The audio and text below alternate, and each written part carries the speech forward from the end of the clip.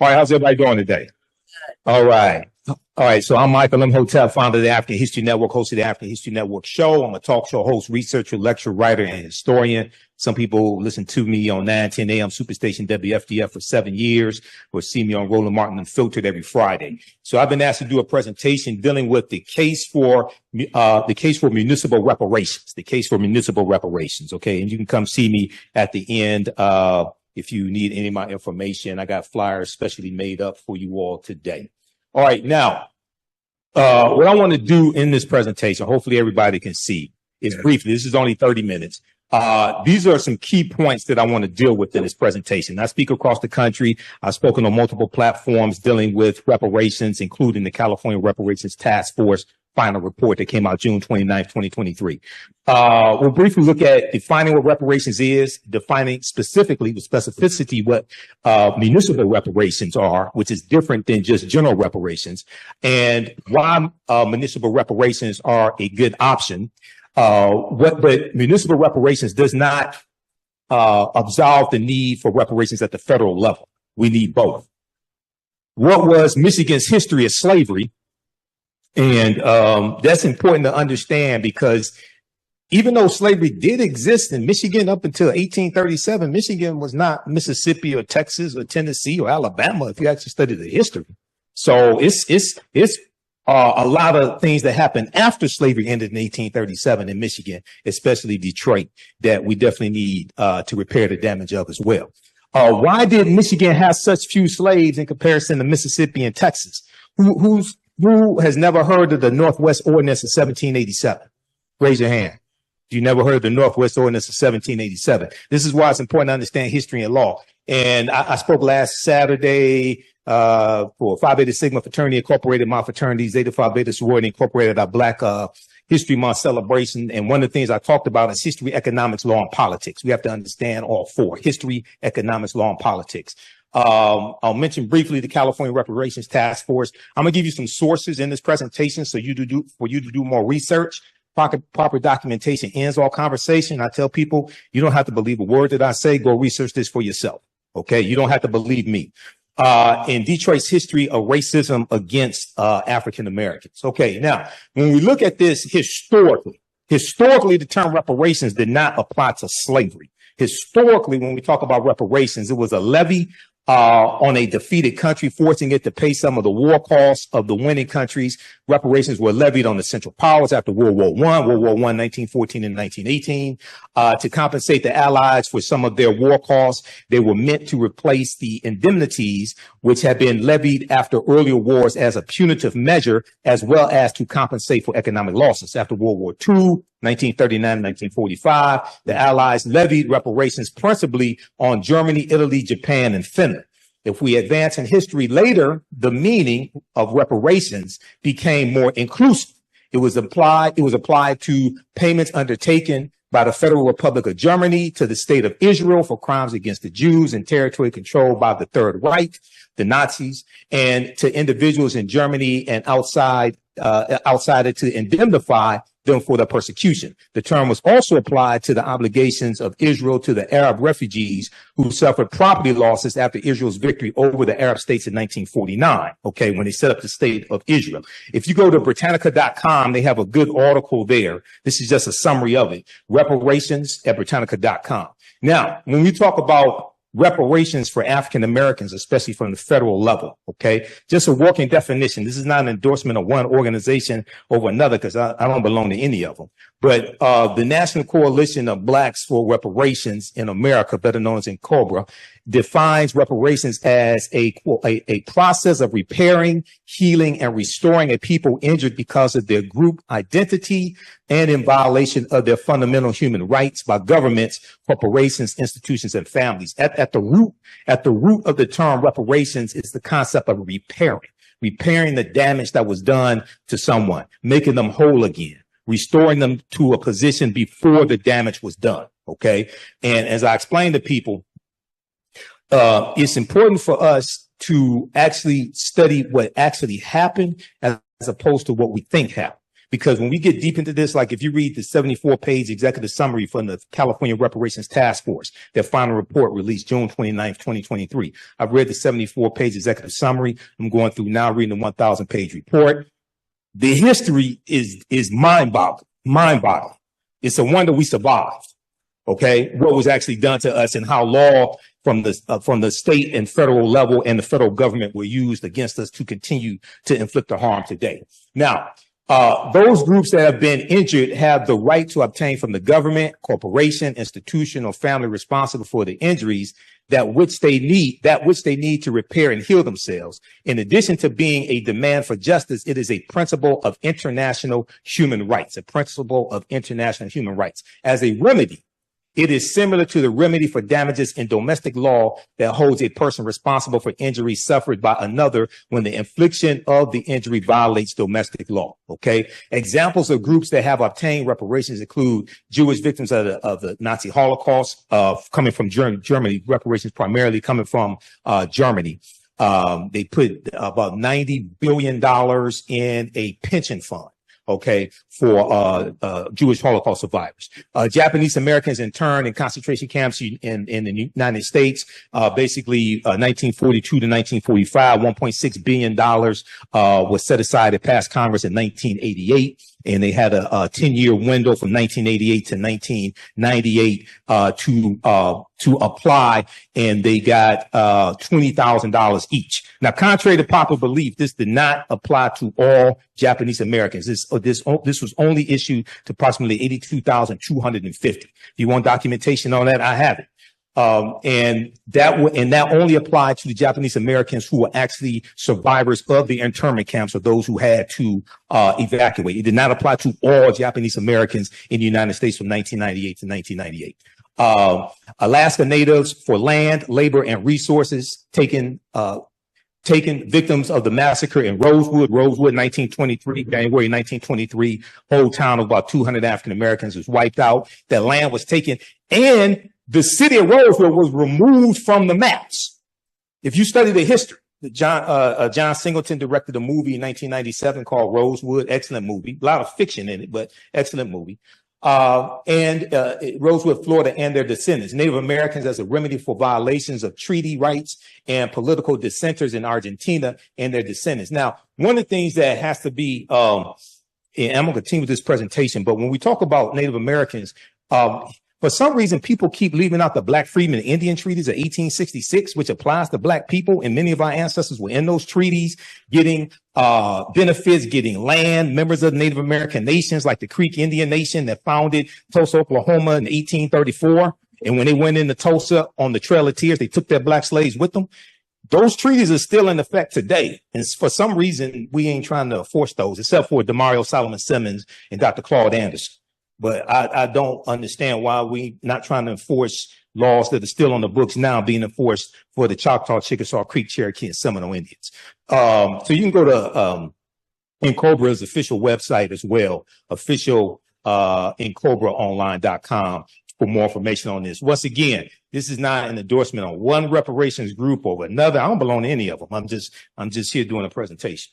Okay, now, what are municipal reparations? Now, part of the confusion dealing with municipal reparations is probably one, because it's so new, and the city that led the way for municipal reparations at the city level would be Evanston, Illinois in 2021. I know Robin Ruth Simmons. I just interviewed her for the second time on the African History Network show Monday. This past Monday, she was the alderwoman, the Fifth Ward alderwoman, who spearheaded this reparations initiative in Evanston, Illinois.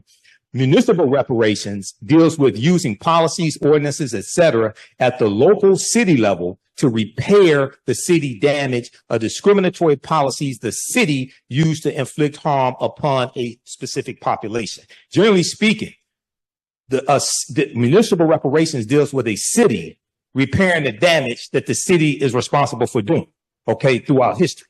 The cities across the country don't have the resources to repair the damage that the federal government did. But oftentimes they can repair the damage or at least some of the damage that the city is responsible for, based upon laws and policies put in place. Municipal reparations deals with the city repairing the damage the city was responsible for causing, not repairing the damage the federal government was responsible for. Okay, now, I think one of the problems that causes confusion with municipal reparations, and I'm not one that really advocates, this may go outside the circumference of some people's awareness, but I'm not one that really advocates using the term reparations a lot, and I'm going to explain why. Okay, especially in this climate, in this country, with the attack on diversity, equity, and inclusion, with affirmative action and college admissions just being overturned by a 6-3 conservative Supreme Court that Donald Trump put in place. Okay, with what's going on down in Florida. Okay, you know, I liken it. Let me calm down. I liken it to this. Has anybody ever studied the history of slavery in this country? Raise your hand. I'm not going to give you a quiz. Just raise your hand. Who wants to answer this question? You don't have to come to the mic. Why did most slaves who run away at nighttime and not in the daytime? Don't everybody answer the question at the same time? Why did most slaves who run away at nighttime and not in the daytime? Huh? They don't get caught. Yeah, they knew they had a better chance of getting away. Yeah. Run away in the darkness. Yeah. Okay. All right. Now, in the case of Evanston, Illinois, they did not have a history of slavery, but they did have a rampant history of housing discrimination. Now, in preparation for my first interview with Robin Ruth Simmons, I read a lot of their 70-page harm report that the local historian Dino Robinson put out because he was commissioned by city council. So anybody thinks you can do reparations without doing a harm report, I beg to differ with you on that. Okay. Now, what they found, you see, the state of Illinois abolished slavery in 1818. Okay. Different states abolished slavery at different times. Michigan abolished slavery in 1837. And I'm going to get into this presentation. Michigan didn't have tens of thousands of slaves. 1837 at best, Michigan had probably about 23. Yeah. In 1837, about 73 in 1773. Mississippi had 430,000 in 1860. So don't take this the wrong way, but I when I hear people, and I speak across the country, and I'm on platforms across the country, when I hear people talking about slavery in Detroit, yeah, the Underground Railroad, Second Baptist. My mother's a historian of the Underground Railroad. Yeah, it was slavery here. This ain't Texas. Texas had 250,000 slaves in June of 1865 when Major General Gordon Granger goes into Texas to deliver General Order Number 3, which is why you commemorate June 19th. We don't even understand the history of June 19th because that wasn't the last day. Delaware and Kentucky didn't abolish slavery till December 18th, 1865. Tennessee didn't abolish slavery till February 22nd, 1865. So Juneteenth is not the last day of slavery. And the Emancipation Proclamation didn't free the slaves either. That's another conversation. All right. Now, reparations and any process for restorative relief must connect between the harm imposed and the city. Not what you think happened, but what actually happened, the harm imposed and the city. The strongest case for reparations by the city of Evanston is the area housing. Why? Because Evanston wasn't founded until 1853. Evanston was founded after slavery ended in 1818 in Illinois. Evanston, Illinois did not have a history of slavery. And I heard all these reparations people running around talking about that's not reparations for slavery. You're right, because they don't have a history of reparations for slavery. They don't have a history of slavery. Evanston is a city of 60,000 people. The black population is 16% and declining. A city is not going to try to repair the damage that the city wasn't responsible for creating. You got to go to the federal government for that. Right. And so you got to understand, so this is why, see, my teachers, Dr. Leonard Jeffries, Professor James Small, Professor Kaba Hiawatha Kamene, taught me how to do a systems analysis. Okay, this is why a lot of this stuff out here you don't see me involved in. Because I already know I ain't going to go anywhere. Because I'm listening. And I'm like, okay, the plan that you're laying out to try to get to where you say you want to get to, that's not going to get you there because you haven't properly analyzed the problem. All right, so the strongest case for reparations in the city of Evanston is the area housing where there is sufficient evidence showing the city's part in housing discrimination as a result of the early city zoning ordinances in place between 1919 and 1969, when the city banned housing discrimination. 1969, after the Fair Housing Act in 1968. Now, you got some people who say, well, we need a anti-black hate crime bill. Okay, well, that sounds good, but Title VI of the 1964 Civil Rights Act, Section 601, non-discrimination, fairly assisted programs, is why race-based policies are illegal at the federal level. And I learned this when I was on a committee to write an executive order for the city of Detroit and the Kwame Kilpatrick administration. And our corporate counsel, Sharon McPhail, our very first meeting, because it took us 13 months to get this done, because it was much more complicated than we thought. Once we got in, took everything apart, and realized what we were dealing with, it took us 3 times as long to get this completed. And she told us at our very first meeting, she said it's illegal for us to write policies that are only for Black people in the city of Detroit. But what we can do is we can write policies for Detroit-based residents, which would disproportionately help African Americans. You have the same thing at the federal level. Go to archives.gov. Anybody ever read the 1964 Civil Rights Act? Like the whole act. Go to archives.gov, because I go read this stuff. I go study these laws. This is why you hear me talk about political self-defense. If everything they do to us, they use the law to do it. And then when they get caught breaking the law, they go hire an attorney at law to defend them in the court of law. So doing a systems analysis, that would tell me we need to understand the law better than they understand the law and learn how to disarm them of that weapon. That's political self-defense. All right, now go to because this is on the city of Evanston, Illinois' website. All this information dealing with what they did. You can read that. cityofevanston.org. Okay. All right. Now, compared to federal and state governments, courts, or private institutions, municipalities are the most suitable for reparations. Most suitable for reparations at the local level. Here's why. 2 reasons why. Of the various levels of government, they are the proper locus for 2 reasons. First, as Howard University political scientist Dr. Nyambi Carter explains, and I know Nyambi, we've been on Roland Martin and Filtered together before. She said there is a political will for reparations present in municipalities at the locals in the cities that is absent at the gridlock state and federal level. So the first thing you have to understand in doing a systems analysis is what is needed to advance what you say you want. How many votes are needed? How many votes does it take to get a bill passed in the House of Representatives? Who can tell? Don't everybody speak at the same time. Who can tell? 218. Bomani got it. All right. I got a prize for you at the end, Bomani. All right. Now, in the House of Representatives, unless it's a bill that qualifies for the budget reconciliation process, or unless you're dealing with judges because of what Mitch McConnell did to the Senate, how many votes does it take to get a bill passed in the Senate? Take 60. Okay.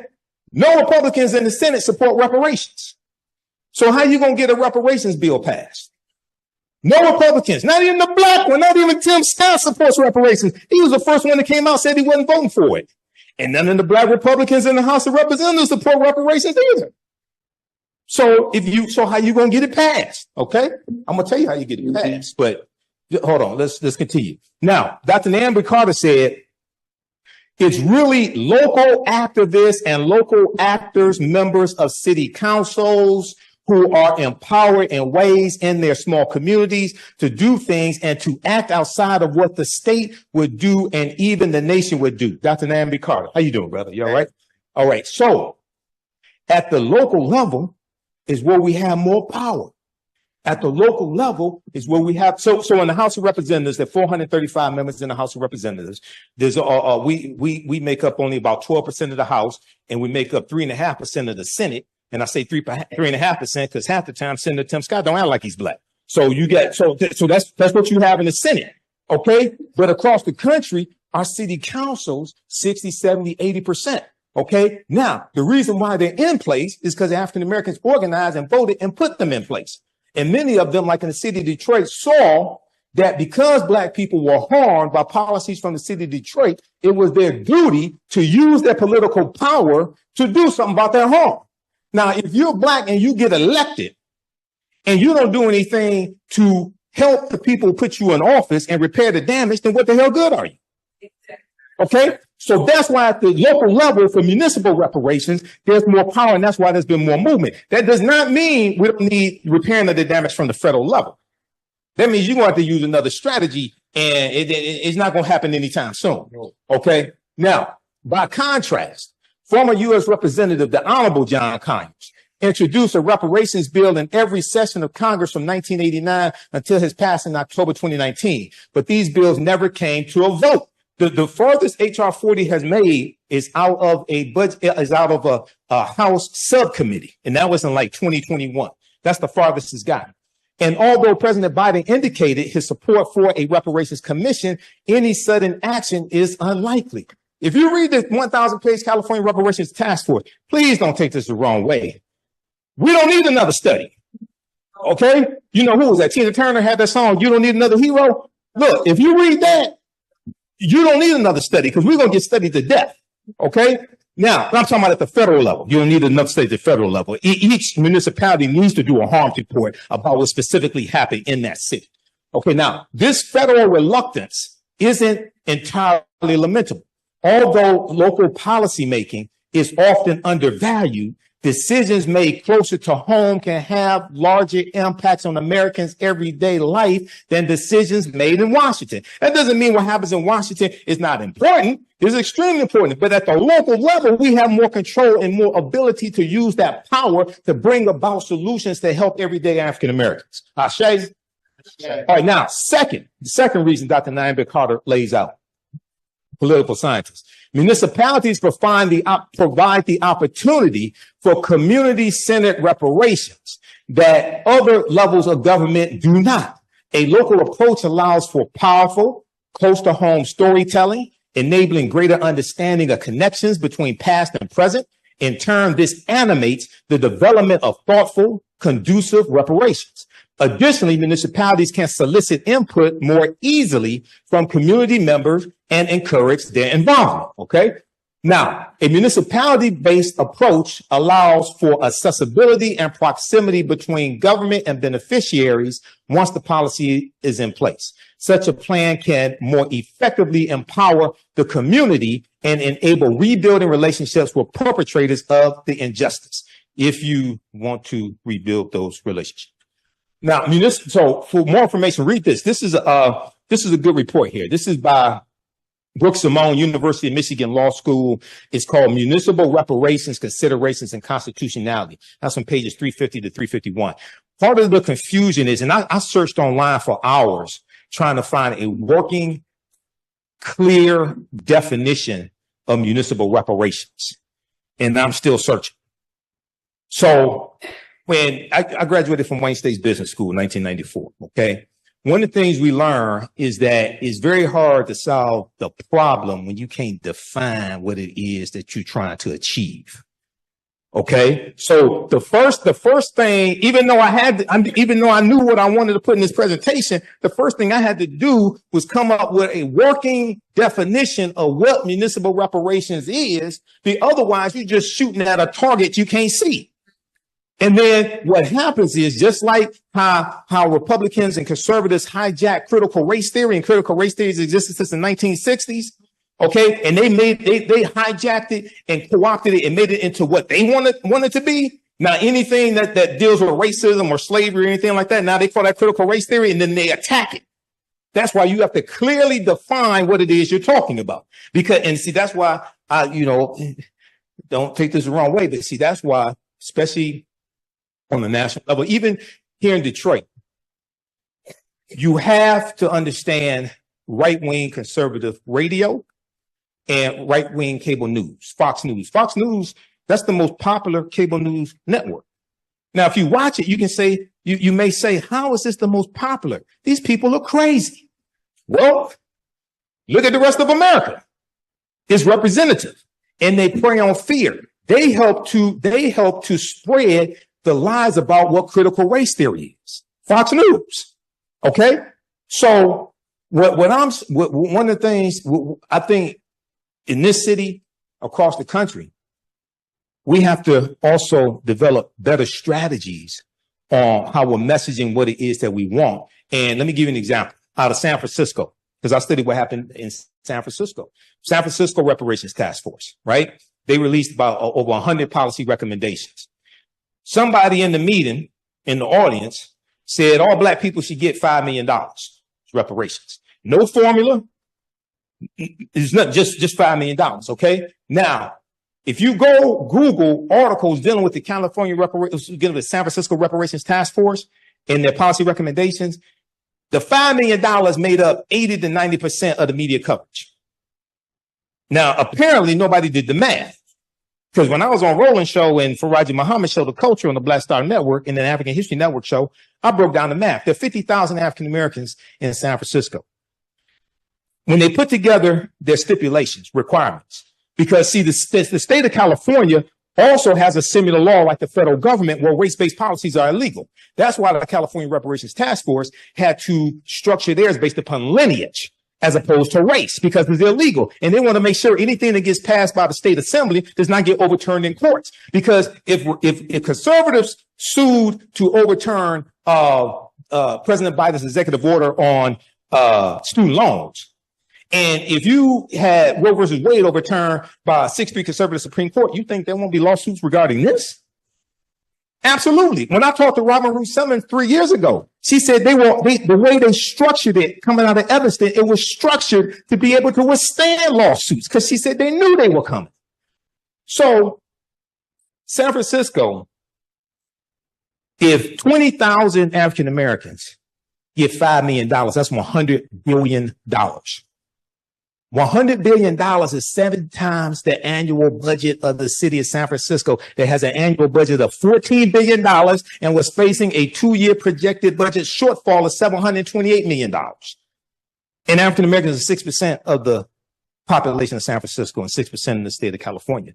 So I have the video because I talked about this on my show. There was one city councilman from San Francisco. He was interviewed by a local news station and they were talking about the $5 million. And he said, you know, we got over 100 policy recommendations. I'll be happy to talk about those.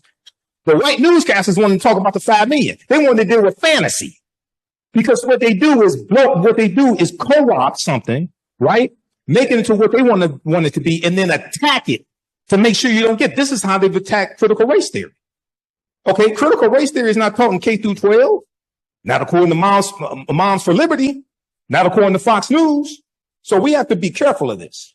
All right. Michigan's history of slavery. Well, I'm on time. Oh, Lord. Michigan's history of slavery. Okay. Historian Tia Mills, a professor in the Department of Afro-American and African Studies, and the 2011 recipient of the MacArthur Foundation Genius Grant. She cited in this article here, and I'll give you the name of it in just a second, but very quickly. Slavery in Detroit grew out of the bustling fur trade when the settlement was under French control. So Detroit, founded by the French, 1701, right? We learned that in elementary school, okay? The early censuses hosted by Tia Mills and her students revealed the number of slaves steadily increased through the years. Records from 1773 show there were 73 slaves in Detroit. Detroit ain't Mississippi, even though a lot of our people, my dad came from Mississippi, his family. Detroit is not Mississippi. By 1782, the number of African slaves more than doubled to 170, not 170,000, not 17,000, 170. Even after the Northwest Ordinance of 1787 took effect clearly prohibiting slavery. And in the Northwest Ordinance, everybody research this, it says neither slavery nor voluntary servitude shall exist in the territory because that's where the language from the 13th Amendment comes from, the Northwest Ordinance of 1787. And that wasn't created to re-enslave black people. We haven't studied the history of what happened. Slaveholders found loopholes in the language and continued as though nothing had changed. But look at what happened. And I'm going to skip some of this here. Okay, Jay Treaty 1793, in 1795, Detroit nearly had 300 African slaves. Read this article, Detroit's Dark Secret Slavery, Michigan Today, UMICH.edu. That's Michigan University, University of Michigan. The 1830 U.S. Census showed 32 slaves living in the Michigan Territory because Michigan is not a state in the Union until 1837. 32 slaves in the Michigan Territory because the Northwest Ordinance of 1787, what it did was it abolished bringing slaves into what was known as the Northwest Territory, Michigan, Indiana, Illinois, Wisconsin, and part of Massachusetts. All right. That's why Michigan has low levels. Also, the climate in Michigan. And Michigan was not, slavery was not essential to the economy of Michigan, whereas slavery was essential to Mississippi because the number one cash crop was cotton, especially after 1793. Okay, now, according to the terms of, no, skip over that. Let's go to this here. Although the treaty seemed to violate the Northwest Ordinance of 1787, which prohibited slavery northwest of the Ohio River, the original settlers in the region were allowed to retain their slaves since they were considered private property. Michigan's territorial judge, August B. Woodward, that Woodward Avenue is named after, in Detroit, mandated that no new slaves could be introduced into the territory, and gradually those who remained would either be emancipated or die, so that by 1837, when Michigan became a state in the Union, and they had a new state constitution, it was created, there were only 3 slaves residing in the state of Michigan. Okay, once again, yes, harm was done. Okay, but most of that is done after slavery ends in the state of Michigan. Okay, now let's skip over all this here. Slavery, let's look at this.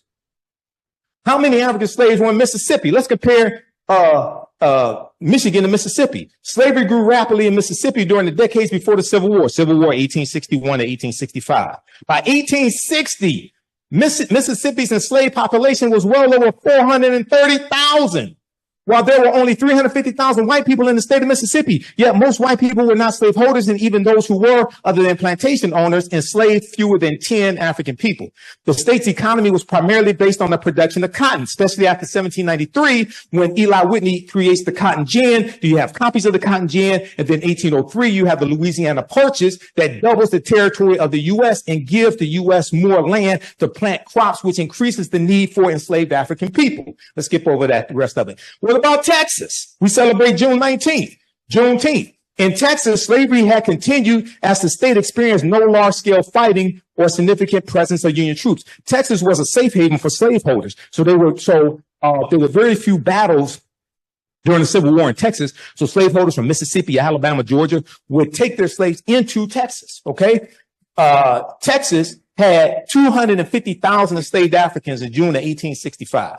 All right. Now, although emancipation didn't happen overnight for everyone, in some cases, enslavers withheld the information until the harvest season. The next harvest season celebrations broke out among newly free Black people, and Juneteenth was born. Read this article from history.com, official website of the History Channel. What is Juneteenth? Juneteenth and slavery in Texas. Okay. Now, read this article here dealing with the California Reparations Task Force. There's a link in the article to the full report, as well as the 74-page executive summary. California Reparations Task Force releases final set of recommendations, June 29, 2023, CNN. Okay, now I'm going to skip over some of this here, skip over that.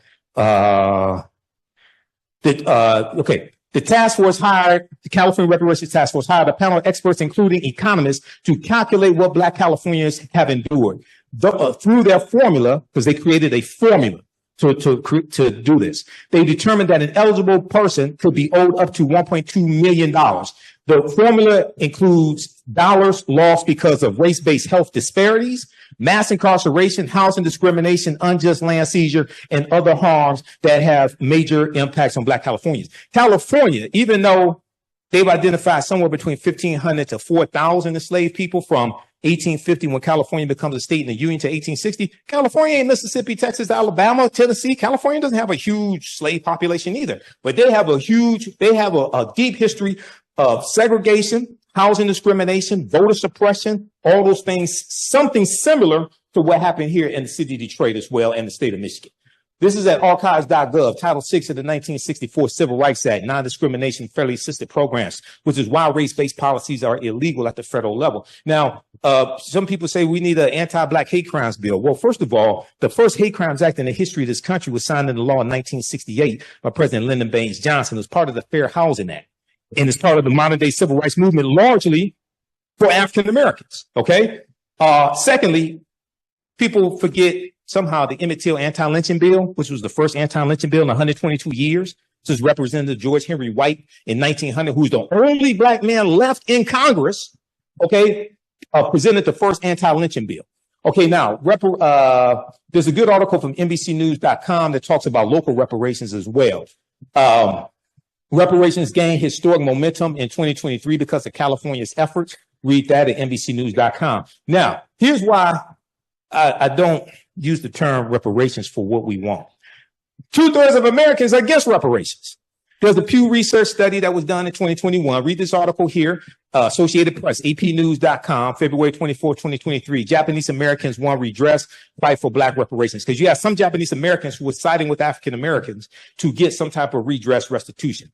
Only 30% of U.S. adults surveyed by the Pew Research Center supported reparations for slavery in some way for descendants of formerly enslaved people, 77% of whom were Black Americans, surprise, surprise, surprise. Support among Latinos and Asians were 39% and 33% respectively, and white Americans had the lowest rate of support at 18%. I think a lot of them watch Fox News.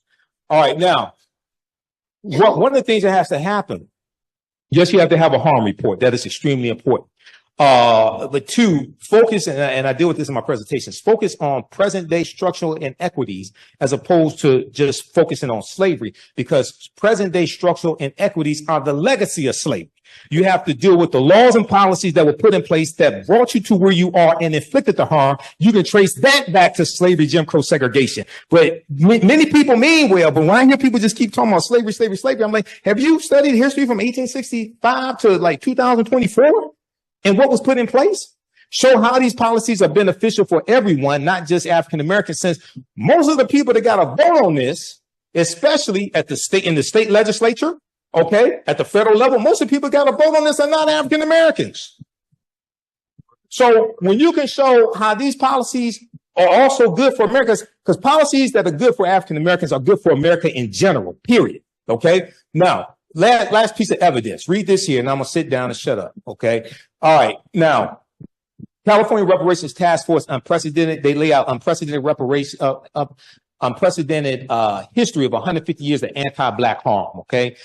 And if we look here, the California report covers not just the immediate impact of enslavement, 246 years in the U.S., but also the harms of decades of political neglect, finding that there has been sustained damage to generations of Black Americans. The damage has had a lasting effect on the political, economic, social, physical, mental, and cultural well-being of Black people. Now, what they do, they break it down into 12 harms. They tell you in the executive summary and the introduction, it's more than 12 harms that have happened, but they focus on the 12 harms. They lay out the history of what happened, and then the 115 policy recommendations are designed to repair the damage of the 12. Enslavement, racial terror, political disenfranchisement, housing segregation, separate and unequal education, racism and environment and infrastructure, pathologizing the Black family, control over creative, cultural, and intellectual life, stolen labor and hindered opportunity. So a lot of that deals with in prisons, especially privatized prisons. Okay. Now, California did abolish privatized prisons right around 2020.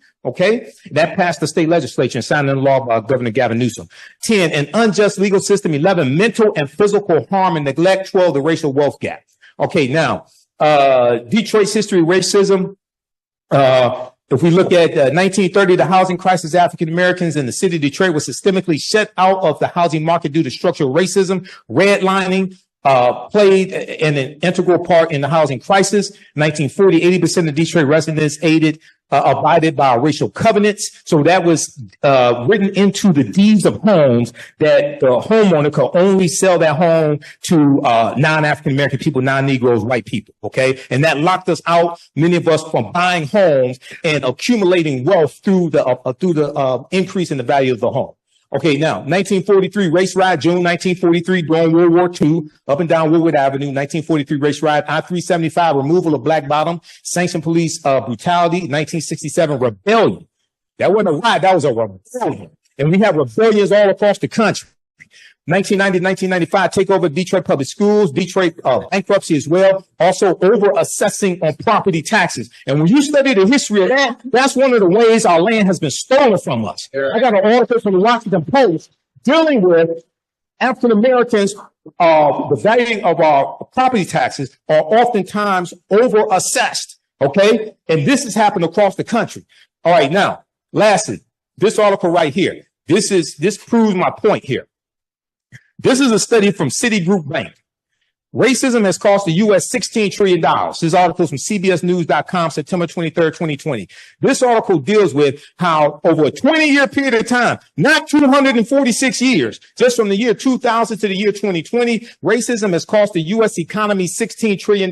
They break it down three ways. One, black workers have lost $113 billion in potential wages over the past 2 decades because they could not get a college degree. Two, the housing market lost $218 billion in sales because black applicants cannot get home loans. Three, about $13 trillion in business revenue never flowed into the U.S. economy because African-American entrepreneurs could not get access to bank loans. Then they go on to tell you, what's more, the U.S. could have $5 trillion in gross domestic product over the next 5 years if those gaps, which are laws and policies and others, were closed today, the study indicated, which means when you do good by us, that helps everybody. When you help repair the damage that's been inflicted upon African Americans, that helps everybody. That too, Stephen Biko, one of our great South African freedom fighters, said the most potent weapon in the hands of the oppressor is the mind of the oppressed. We must take our minds back, and we do not ask permission to do it.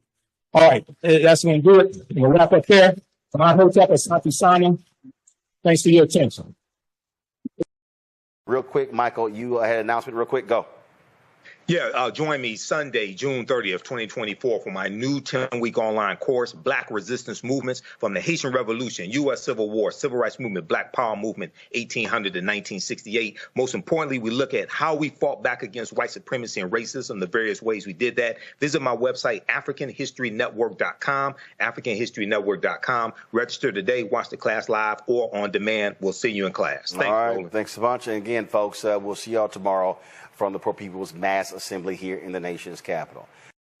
Join me Sunday, June 30th, 2024, 4 p.m. Eastern Standard Time for my new 10-week online history course, Black Resistance Movements from the Haitian Revolution, U.S. Civil War, Civil Rights Movement, and Black Power Movement, 1800 to 1968. Visit my website, AfricanHistoryNetwork.com, AfricanHistoryNetwork.com. I'm historian and national political commentator Michael Imhotep. You see me on the African History Network show and Roland Martin Unfiltered, as well as a Reba Martin show on KBLA 1580 AM.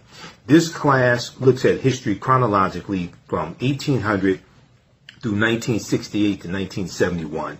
And we look at what leads up to the Civil War taking place. We look at the Reconstruction era, 1865, 1877, the Jim Crow era, World War I, World War II, Great Migration, Civil Rights Movement, Black Power Movement, and to get a better understanding of the different ways African Americans fought back against white supremacy and racism, how we fought back through armed resistance, how we fought back through economic empowerment and business ownership and the cooperative economics movement, how we fought back when it came to the labor movement and in the courts and legal strategies, court cases, etc.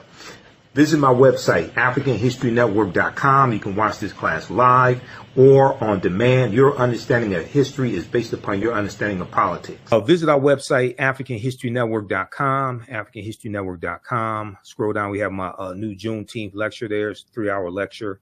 If you register for this class, you're going to get the Juneteenth lecture in digital download format. Okay. But you can order it in DVD or digital download format. You can register for the first class I teach, Ancient Kemet, the Moors, and the Ma'afa, Understand the Transatlantic Slave Trade, what they didn't teach you in school. Now, we do the sessions live. All the sessions are archived and recorded. You can go back and watch these anytime. So even after the course is over with, you can still go back and watch the class. Okay. A year from now, 2 years from now, you'll still have full access, and you can watch the class. This content is PG-13, so you can use this with your children. Okay, so it's not overly graphic. I don't do a lot of cursing or anything like that. And it's very visual. So there's articles that we reference, books that we reference. I show you usually the book references on the screen, so you don't have to buy any of the books if you don't want to. But register here. We're going to do a class introduction right now. I teach this at my online school, so you can register for this course. Click right here, register for full course at AfricanHistoryNetwork.com. We just posted a link here in the thread of the broadcast. You can also support the African History Network, $ the AHN show through Cash App. and through PayPal, paypal.me/the AHN show. That helps us keep doing the research, stay on the air, keep broadcasting, pay some of the bills. This is our official Cash App account, $ the AHN show, SHOW. When you go to it, it'll say Michael. There's some like 5 or 6 fake African History Network Cash App accounts out there that I have identified, like these right here. Oh, and you can click on a Cash App link right here. Here's our QR code. Okay. And then here's our link for PayPal as well. This helps us keep doing the research, stay on the air, keep broadcasting, pay some of the bills, finance our Sunday night show, the African History Network show. I usually do that Sundays, 9 p.m. to 11 p.m. Eastern Standard Time on our social media platforms as well. All right, we have to get out of here. Hopefully you learned a lot today. You can email me through the website if you have any questions, AfricanHistoryNetwork.com. We'll see you in class. Remember, right now is corrects wrong behavior. What you do for yourself, what you do to yourself, and what you allow other people to do to you and get away with is based upon what you think about yourself. What you think about yourself is based upon what you have been taught about yourself. What you've been taught about yourself is based upon everything you've read, heard, and seen about yourself. So when you control the radius of a man or woman's thoughts, you can control the circumference of his or her actions, because the mind can't do or teach what it doesn't know. And your understanding of politics is directly related to your understanding of history. Okay, so we'll see you in class. Listen to the African History Network show. And we'll kind of, right now, it's correct wrong behavior.